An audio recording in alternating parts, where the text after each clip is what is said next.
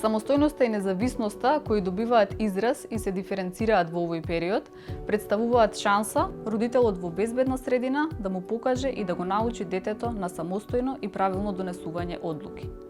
Самостојноста може да ја поттикне преку давање поддршка на детето, дури и кога тоа греши, поттикнување на детето по неуспех повторно да се обиде, изразување безусловна љубов, почитување на идеите и различното мислење на детето, како и практикување на разговор со своето дете. Поттикнувањето и јакнењето на детето за самостојност се остваруваат во секојдневната комуникација, која родителот може да ја подобри доколку активно слуша, избегнува омаловажување и подсмевање, подготвен е да дебатира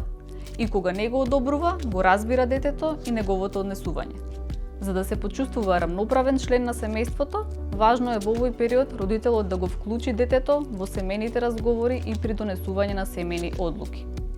Обрнувањето внимание на социоемоционалниот развој во адолесцентниот период е еден од клучните сегменти во градењето на единката пред да се впушти во предизвиците на раната зрелост.